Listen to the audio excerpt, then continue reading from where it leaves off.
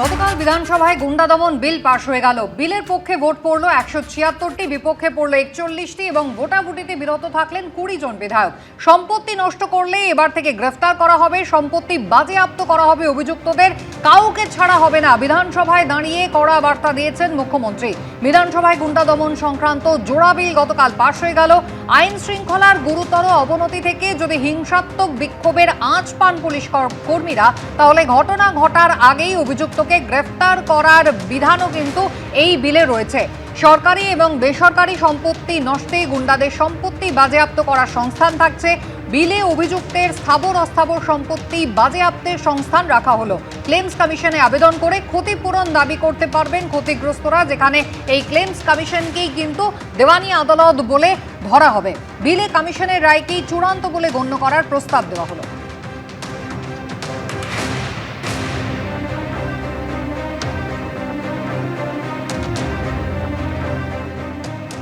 নতুন বিলে অশান্তিতে উস্কানি দিলেই গ্রেফতার, জেলে যাব বুক ফুলিয়ে ঘুরবো, আবার ভোট লুট করবে, এটা এখন আর চলবে না, হুঁশিয়ারি দিয়েছেন মুখ্যমন্ত্রী শুভেন্দু অধিকারী। আর কি বলেছেন তিনি, দেখুন।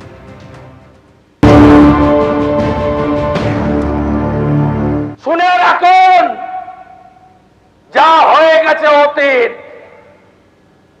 আর কিছু করতে দেব না। যদি করে এই আইনের কঠিন এবং কঠোর প্রয়োগ হবে। এই আইনে, আগের আইনে অনেক ফাঁক ফোকর ছিল, বর্তমান আইনে ফাঁক ফোকর রাখা হলো না। এবং এই আইন কেবলমাত্র গুন্ডাদের ক্ষেত্রে প্রযোজ্য। সব সময় ভাবেন ধরে কিছুদিন রাখবে, বিচার প্রক্রিয়া শেষ হতে হতে ভোট হয়ে যাবে, উইটনেস মরে যাবে, সব এদিক ওদিক করে দেব। এই তো ছিল এতদিনের প্র্যাকটিস। এই প্র্যাকটিস করতে দেব না, বিচার দেব। এতদিন ধরে যা হয়ে এসেছে ভবিষ্যতে আর তা হবে না। একেবারে আপনাদের মনে থাকবে সংকল্পপত্রেও কিন্তু এই ইঙ্গিত আগাম দিয়েছিল বিজেপি এবং তারপরে রাজনৈতিক পালাবদল হয়েছে। শুভেন্দু অধিকারী তিনি বারবার বলেছেন গুন্ডা দমন বিল আসবেই এবং গতকাল সেই বিল বিধানসভায় পাশ হয়ে গিয়েছে। গুন্ডাদের হুঁশিয়ারি যেমন দিয়েছেন, একই সঙ্গে বার্তা বিধানসভায় দাঁড়িয়ে তৃণমূল কংগ্রেসকেও দিয়েছেন শুভেন্দু অধিকারী।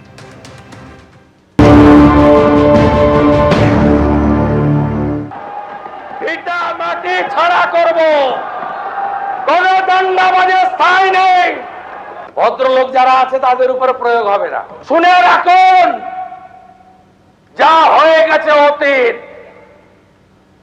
আর কিছু করতে দেব না। যদি করে এই আইনের কঠিন এবং কঠোর প্রয়োগ হবে। আর যে যার পাস রেকর্ড খারাপ থাকবে, যে দলেরই হোক, যে নেতাই হোক, 1 বছর প্রিভেন্টিং অ্যারেস্ট থাকবে। সুদ আদায় করব, 3 গুণ টাকা আদায় করব, ভিটা মাটি বেচে আদায় করব। শুধু জেল খাটাবো না, স্থাবর অস্থাবর সব প্রপার্টি অ্যাটাচমেন্ট করব, খুব দ্রুত অকশন করব, আদায় করব। আর সবচেয়ে আতঙ্কের জায়গাটা আপনাদের হয়েছে কোথায় জানেন? প্রিভেন্টিং অ্যারেস্ট, তাই তো? 1 বছর পর্যন্ত কালীঘাট থানায় পুলিশ টেবিলের নিচে ঢুকেছিল। আপনি ভেবেছেন ওইটা আমার দায়িত্ব? পুলিশ কর্মীদের নিরাপত্তা দেওয়া। সরকারি বেসরকারি যাই ভাঙুন, 1 ইঞ্চি এগোতে দেব না। একদম নিশ্চিন্ত থাকুন।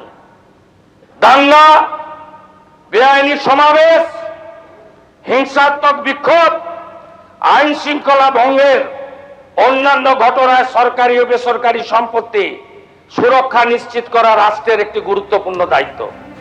এবিপি আনন্দ, এগিয়ে থাকে, এগিয়ে রাখে।